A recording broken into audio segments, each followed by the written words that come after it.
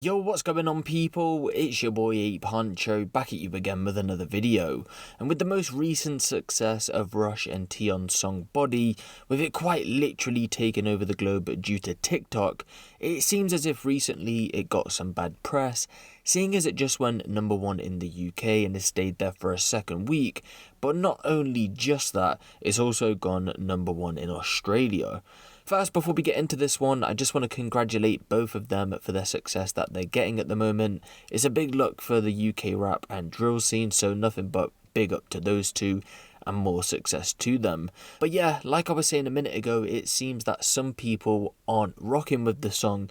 And if you follow me over on my Instagram, then you would have seen me post about this, and I also did a poll yesterday, and you guys said that this whole situation is just waffle from the publisher's part. I was going to post about this yesterday, but I wanted to see if Tion or Rush commented on this situation, which Rush has done. It's only a little comment, but I do want to speak about what he said. So what we'll do is we'll take a look at what's being said here, and then we'll get into the response. So it reads, quote, "Soundtrack to Murder for the first time, a gangland drill track is at #1, spreading a message of hatred and violent revenge being echoed in playgrounds across the country. So why is the BBC promoting it?"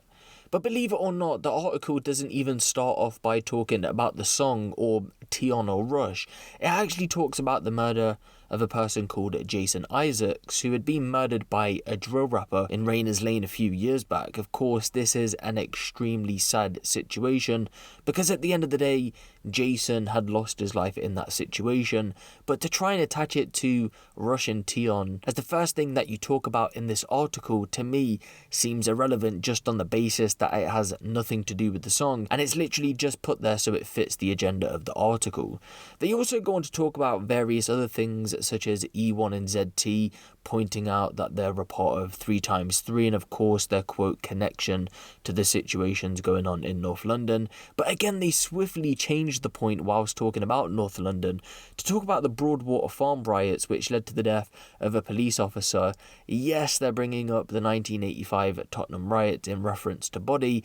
Can we just let that sink in for a moment? Again, to me, it seems like it has no relevance and it's just being written up to fit an agenda of what they're trying to get at. There's no point in me really going over the other stuff though, because it's just what we've seen in the mainstream media when they talk about drill music, bringing up the likes of Tim Westwood. Why the BBC playing this type of music? Why are they allowing it? Again, there's no point of me going over it because it's just literally copied and pasted stuff from other articles. And of course they do bring up Tion Wayne's criminal history, which I've personally gone over on the channel.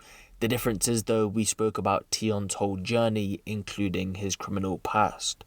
But my question is though, why aren't people allowed to change, and why isn't drill music allowed to change moving forward? We always hear the argument, for example, but grime never spoke about this, and UK rap music never spoke about that. But really, some things that UK rappers who don't do drill music talk about are doing the same thing as drill rappers, but just over a different beat and have a different flow. But because there's this stigma around drill, it always seems like it gets the blame. Now, we can't deny the fact that drill music at its core is violent music. Of course, you'd be very delusional to say that it isn't. But of course, we should allow for the genre to go a more mainstream route, which it currently is, and then you might start to see the content of the music change moving forward. As we can see in Body, they have tried to point out that certain lyrics are violent, but as a lot of you guys know, this is very watered down compared to other drill songs, and moving forward it's going to be watered down even more. In response to this though, Rush did comment on a blog page that reposted the story by saying, "Don't even acknowledge these racist people." Which does beg the question, why doesn't the Daily Mail hold this same energy towards the likes of Pete and Baz, for example? Labelled back then as grime artists in 2018, rather than drill, which they are being labelled as recently. If we're being honest, they've always been somewhat drill rappers anyway. Again, the Daily Mail's energy towards them is completely different. The article would go on to say, "Forget Stormzy, pair of pensioners film music video for their grime track Shut Your Mouth on the streets of London." So as you can see here, the energy is completely different for them.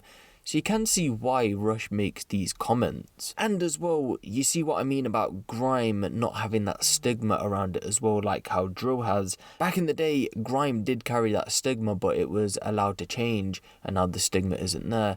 And I do feel like over the next few years, as it becomes more watered down, the same will go for drill. But until then, we're still going to see stuff like this sadly pop up in the news.